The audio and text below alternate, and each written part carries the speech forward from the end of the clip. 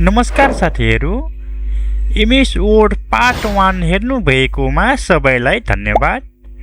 आजको क्लासमा हामी एमएस वर्डमा टाइपिङ गर्न सिक्नेछौँ। यदि तपाईको टाइपिङ स्लो छ वा टाइपिङ गर्न गाह्रो पर्छ भने आजको भिडियो तपाईको लागि अति नै उपयोगी हुनेछ। सबभन्दा पहिले बुझौँ टाइपिङ भनेको के हो। टाइपिङ भनेको चाहिँ कीबोर्डको हेल्पले कम्प्युटरमा टेक्स्ट लेख्ने प्रक्रिया हो। यसको माध्यमबाट हामीले डकुमेन्ट लेख्न, मेसेज पठाउन, डाटा एन्ट्री गर्न र काम छिटो वा सजिलो बनाउन सक्छौँ। त्यसैले टाइपिङलाई हामीले एमएस वर्डको सबैभन्दा महत्त्वपूर्ण आधार मान्न सक्छौँ। अब हामीले कीबोर्डको बारेमा बुझौँ। मुख्य रूपमा कीबोर्डमा यी किजहरू हुने गर्छन्।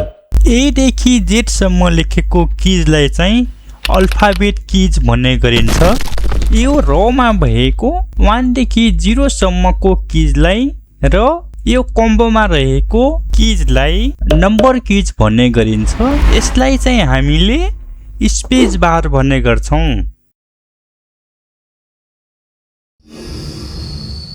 यो किजलाई चाहिँ इन्टर किज भनिन्छ। यसलाई चाहिँ ब्याक स्पेस बटन भन्ने गरिन्छ। यो दुईटा किज चाहिँ शिफ्ट किज हो। त्यसपछि अर्को आयो, यो दुईटै किजलाई चाहिँ कन्ट्रोल किज भन्ने गरिन्छ। अनि यो दुईटा किजलाई विन्डोज की भन्ने गर्छौँ। त्यसपछि यो अर्को दुईटा किजलाई चाहिँ अल्ट किज भनिन्छ। अब यो दुईटा कम्बोमा रहेको किजलाई चाहिँ नेभिगेसन किज भनिन्छ। त्यसपछि यो कीलाई क्याप्स लक भनिन्छ। यसको फुल एक्सप्लेन चाहिँ हामीले कीबोर्ड सिरिजमा गर्नेछौँ। अब टाइपिङ गर्न सिकौँ। फर्स्टमा स्टार्टमा क्लिक गरी माइक्रोसफ्ट वर्ड खोल्नु होला।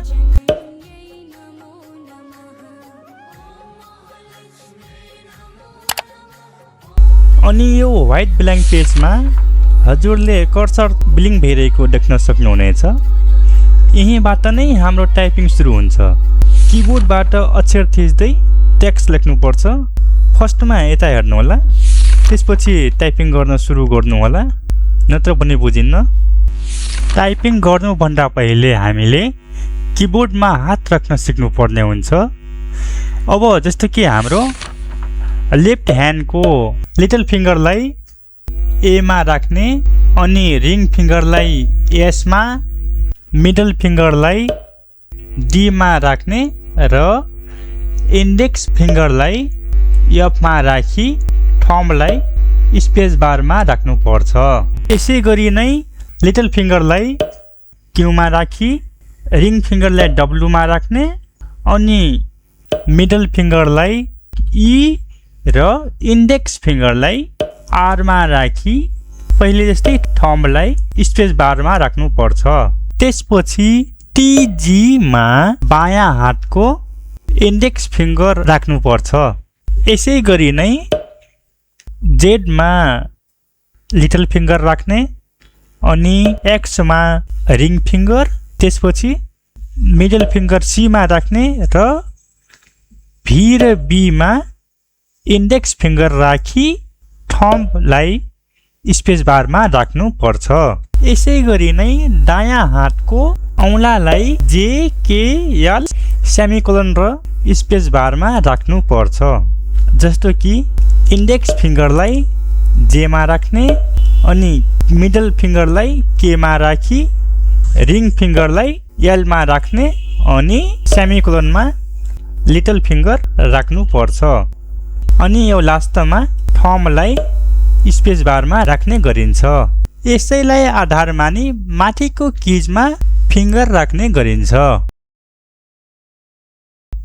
जस्तो कि युमा इन्डेक्स फिङ्गर राख्ने, अनि त्यसपछि आईमा राइट मिडल फिङ्गर राख्ने, त्यसपछि ओमा राइट रिङ फिङ्गर राखी पीमा राइट लिटल फिङ्गर राख्ने र थम्बलाई स्पेस बारमा राख्नु पर्छ। अब Y र H कीमा फिङ्गर राख्नु पर्यो भने बायाँ हातको इन्डेक्स फिङ्गरलाई राख्नु पर्छ। यही मेथड युज गरी M फुल स्टप स्ल्यास मा फिङ्गर राख्दा चाहिँ M मा राइट इन्डेक्स फिङ्गर राख्ने अनि कोमा भएको कीमा चाहिँ राइट मिडल फिङ्गर राख्ने, त्यसपछि डटमा राइट रिङ फिङ्गर राख्ने, स्ल्यासमा राइट लिटल फिङ्गर राखी थम्बलाई स्पेस बारमा राख्नु पर्छ। अनि यो एन कीमा फिङ्गर राख्नु पर्यो भने राइट इन्डेक्स फिङ्गर राख्नु पर्छ। यसरी हामीले किबोर्डमा फिङ्गर राख्ने सबै नियम सिकिसकेका छौँ। यी नियम अनुसार टाइपिङ गर्दा हाम्रो टाइपिङ छिटो, सजिलो र गल्ती कम हुन्छ र काम गर्न सजिलो हुन्छ। यसले फिङ्गर मुभमेन्ट पनि सही बनाउँछ। यसले गर्दा समय बचत हुन्छ र लङ टाइमसम्म टाइपिङ गर्दा पनि हात दुख्दैन। त्यसैले राम्रो टाइपिङ गर्नका लागि किबोर्डमा फिङ्गर सही रुल अनुसार राख्नु अत्यन्तै आवश्यक हुन्छ। अहिलेका लागि यति नै। किबोर्डको सिरिजमा हामी यसको फुल एक्सप्लेन गर्नेछौँ। अब हामीले टाइपिङ गर्न सुरु गरौँ। जस्तो कि अब मैले यहाँ क्यापिटलमा आई लेख्नको लागि फर्स्टमा लेफ्ट ह्यान्डको लिटल फिङ्गरलाई शिफ्टमा प्रेस गरी राइट ह्यान्डको मिडल फिङ्गरले आईलाई थिचेँ। अब यहाँ स्पेस दिनु पर्यो भने दायाँ वा बायाँ हातको थम्बले स्पेस बारलाई प्रेस गर्ने, यसरी। जस्तो कि अब यो मेरो मिस्टेक भयो। अब यसलाई डिलिट गर्नु पर्यो भने राइट ह्यान्डको लिटल फिङ्गरले ब्याक स्पेस प्रेस गर्ने, यसरी हाम्रो डिलिट हुन्छ। अनि फेरि टाइपिङ गर्ने, यसरी। अब हामीलाई नयाँ लाइनबाट लेख्नु पर्यो भने राइट ह्यान्डको लिटल फिङ्गरले इन्टरलाई प्रेस गर्ने, यसरी। यसरी नै हामीले टाइपिङ गर्नुपर्छ। अब कन्क्लुजनमा के भन्नु पर्यो भने स्पेस बारले शब्दलाई छुट्याउने, इन्टर कीले नयाँ लाइन सुरु गर्नको लागि प्रयोग गरिन्छ, अनि ब्याक स्पेसले रङ अक्षरलाई मेटाउनको लागि प्रयोग गर्ने गरिन्छ। यसरी नै डेली तपाईहरूले 10-15 मिनट टाइप गर्नुपर्छ। यसरी हाम्रो टाइपिङ स्पिड बढ्छ।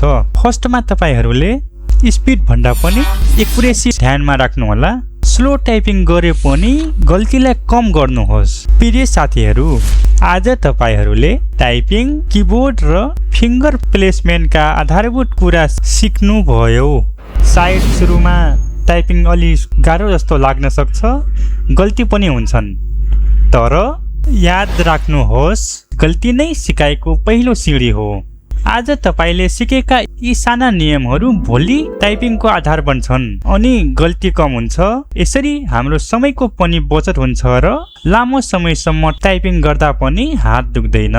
टाइपिङ भनेको लेटर प्रेस गर्नु मात्र होइन, यो त एक स्किल हो र स्किल प्र्याक्टिस बिना कहिल्यै सम्भव हुँदैन। जसरी बच्चाले हिँड्न लड्दै सिक्छ, त्यसरी नै टाइपिङ पनि स्लोबाट फास्ट हुन्छ। आज टाइपिङ स्लो भए पनि निराश नहुनुहोस्। हरेक दिन 10-15 मिनट प्र्याक्टिस गर्नुभयो भने केही समयमै तपाईँ आफैलाई विश्वास नलाग्ने गरी टाइपिङ गर्न सक्नुहुन्छ। याद राख्नुहोस्, आजको अभ्यास भोलिको सफलता हो।